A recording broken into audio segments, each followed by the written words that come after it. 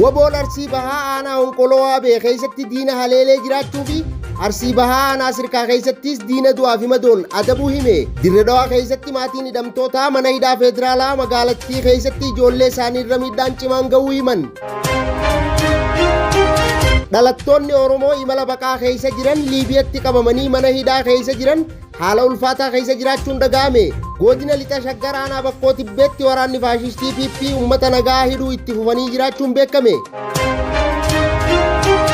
Mootummaan naannoo Somaalee naannoo Oromiyaa godina Harargee Bahaa aanaa Cinaaksan irratti duula banuun dhaga'ame. Godina kibba lixa Shaggar aanaa Tolee keessatti waraanni Biltsiginnaa uummata gara leenjii waraanaatti dirqamaan guuraa jiraachuun dhaga'ame. Amajii 24,2026 shama harka fuuna hordoftoota miidiyaa walabummaa Oromiyaa kanneen hangafoota oduutii bal'ina oduutiif hangadhuma sagantaa keenyaatti na waliin turan afeerraa kooti.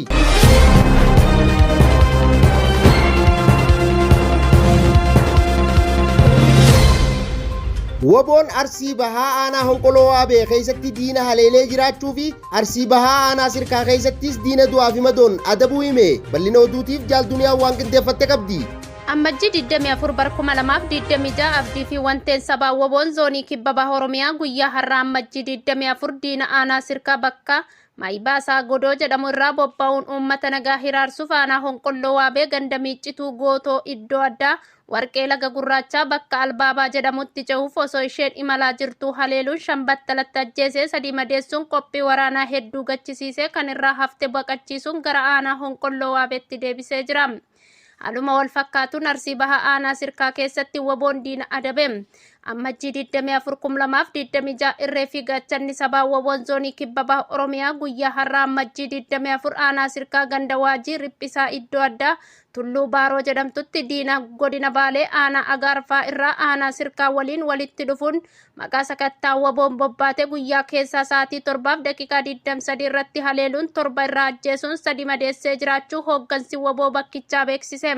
Dirree Dhawaa keessatti maatiin hidhamtoota mana hidhaa federaalaa magaalattii keessatti ijoollee isaanii irra miidhaan qaamaa cimaan ga'uu himan. Bal'ina oduutiif Jaal Magarsaa waan qindeeffate qaba. Amajjii 24 bara 2026 maatiin hidhamtoota akka jedhanitti sababa tokko malee ijoollee keenya irra miidhaan qaamaa cimaan ga'e jechuun yaaddoo qaban miidiyaa walabummaa Oromiyaaf ibsaniiru.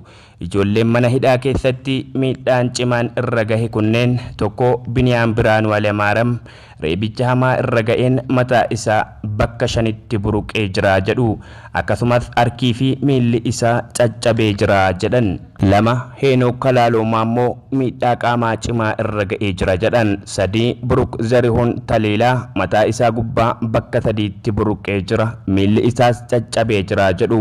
5 Firee Tafarraa Eleeboo miidhaa qaamaa cimaa irra ga'ee jira jedhan. 5 Nagaasaa Dajanee Lammeessaa miidhaa qaamaa jabaan isarra ga'ee jira jechuun miidiyaa walabummaa Oromiyaaf gabaasanii jiru. Namoonni miidhaa kana raawwatan ammoo tokko Radaat Komishinera Mulaat Chanaaloo, 2 Radaat Inspektar Dassaaleny Kabbadaa Nugusee Baayyuu Tasammaa, 3 Sajiin Asnaaqee Geetahuun Kidaanee, 4 Sajiin Olaanaa Habtaamuu Addis Aalam, 5 Radaat Inspektar Tashoomaa Abarraa. Namoonni kunneen sababa tokko malee Finfinnee irraa dhufne jedhanii hooggantoota mana sirreessaa waliin ta'uun sirreeffamtoota irratti reebichaa fi miidhaa gurguddaa raawwachaa jiraachuu maatiin hidhamtoota miidiyaa walabummaa Oromiyaa feeraniiru.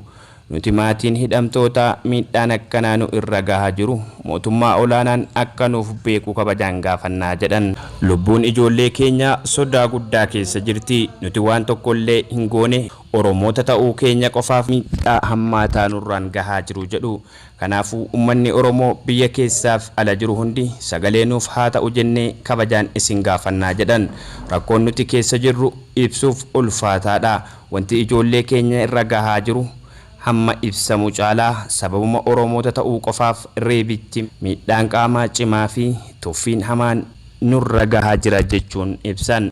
Kanaaf sagalee nuuf ta'uun dhimmi keenya akka dhaga'amu nu gargaaraa jechuun miidiyaa walabummaa Oromiyaatti himatanii jiru. Dhalattoonni Oromoo imala baqaa keessa jiran Liibiyatti qabamanii mana hidhaa keessa jiran haala ulfaataa keessa jiraachuun dhagahame. Bal'ina oduutiif Jaalduniyaan waan qindeeffatte qabdi. Ammajjii 24 bara 2026 namoonni mana hidhaa lammiileen kunneen itti hidhaman dhaqanii gaafachuuf carraa argatan miidiyaa walabummaa Oromiyaaf yaada kennaniin mana hidhaa tokko qofa keessan dhalattoonni Oromoo 300 hanga 400 jiraachuu himaniiru. Mana hidhaa kana keessatti yaala gahaa dhabuun lammiileen dhukkubsatan hedduun haala ulfaataa keessa akka jiran namoota hidhaman irraa dhagahuun ibsaniiru. Qaama rakkoo keenya itti mannu dhabne kan jedhan lammiileen kunneen Liibiyaan rakkoo nageenyaa qabaachuu isheetiin imbaasiin Itoophiyaa achi akka hin jirre dubbatanii. Lammiileen hedduun qabamanii mana hidhatti darbatamanii achitti dagataman yeroo dheeraa mana hidhaa keessatti dabarsaa akka jiran dubbataniiru. Mootummaan Itoophiyaa lammiilee kanneeniif akka qaqqabus gaafataniiru. Namoonni dhageettii qaban dhaabbileen mirga namoomaa akka lammiilee kanneen dhaqanii haala itti jiran ilaalanii fi deeggarsa barbaachisaa akka godhaniif lammiilee hidhaman kanneeniif sagalee akka ta'anis gaafataniiru. Godina lixa Shaggar aanaa bakkoo Tibbeetti waraanni faashistii PP uummata nagaa hidhuu itti fufanii jiraachuun beekame. Bal'ina oduutiif Jaal Magarsaa waan qindeeffate qaba. Godina lixa Shaggar aanaa bakkoo Tibbee ganda Odaa Gudayyaa jedhamu keessatti amajjii 21 bara 2026 nama maqaan isaa obbo Dirribii Yaadataa jedhamu abbaa ilmaanii kan ta'e yakka tokko malee reebicha ulfaataa irratti raawwachuun waajjira poolisii magaalaa Bakkootti hidhanii hiraarsaa jiraachuu jiraattonni miidiyaa walabummaa Oromiyaatti himan. Akka jiraattonni gabaasanitti waraanni faashistii PP irra deddeebiin gandoota aanichaa cufa keessatti bobbaafamuun uummata nagaa hirmaannaa siyaasaa kamiyyuu hin qabne maqaa garaa garaa itti moggaasuun yakkanii hidhaa fi reebicha hamaaf saaxiluu akkasumas maqaa garaa garaa dhahachuun saamicha daangaa hin qabne raawwachuun uummata aanaa keenya guutummatti roorroo fi gidiraa hamtuun murna PP'n irra ga'aa jiraachuu dubbatu. Murni bilxiginnaa waraana isaa diinummaa leenjisuun uummata nagaatti bobbaasee golee Oromiyaa cufa keessatti guyyaa guyyaan yakkoota garaa garaa fi dhiittaa mirgoota namoomaa raawwachiisuun jibbiinsa Oromootiif qabu ifatti mul'isaa jiraachuun ni beekama.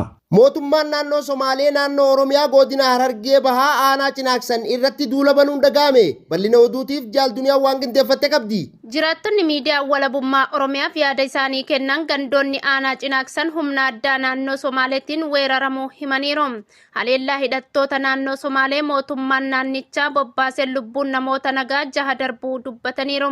Haleellaa san booda gandoonni hedduun humna addaa naannoo Somaaleetiin qabamanii akka jiran jiraattonni miidiyaa walabummaa Oromiyaatti himaniiru. Godina kibba lixa Shaggar aanaa Tolee keessatti waraanni bilchiginnaa uummata gara leenjii waraanaatti dirqamaan guuraa jiraachuun dhagahame. Bal'ina oduutiif Jaal Magarsaa waan qindeeffate qaba. Amajjii 24 bara 2026 godina kibba lixa Shaggar aanaa Tolee magaalaa Baantuu fi gandoota magaalichaa akka Bilii Maallimaa keessaa namoota 60, Kuraa Lukkuu keessaa namoota 40, Baantuu Boodhaa keessaa namoota 70 fi kanneen biroo dabalatee guyyoota lamaaf jechuun amajjii 22 fi 23 waraanni bilxiginnaa uummata dirqamaan gara dirree waraanaatti guuraa jiraachuu jiraattonni miidiyaa walabummaa Oromiyaatti himan.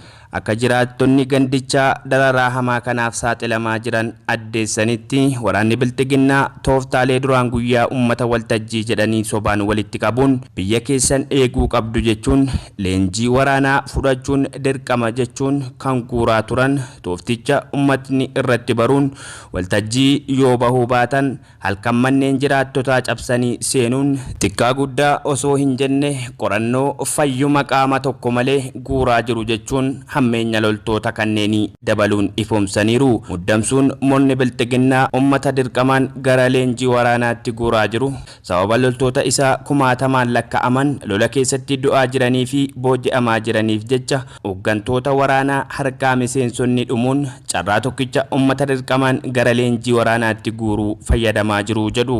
Tooftaan uummata halkan manneen jiraattotaa irra deemuun guuraa jiran kun iddoowwan hedduutti waan jalaa baramee jiruufis hooggantoonni waraanni harkaa dhumate hedduun hidhamuu fi meeshaa waraanaa lafa kaa'anii badaa jiru jedhan. Mooraan waraana Bilxiginnaa sadarkaa duraan dargaggoonni miira to'annoo fi hubannoo dhabuutiin itti hirmaataa turan irraa hubannoo kaayyoo Bilxiginnaa turtii gadaa aangoo Abiy Ahmad tiksuu ta'uu fi adeemsa keessa duguuggaa sanyii uummata Oromoo irratti raawwatamaa jiraachuun ifatti baramee jira.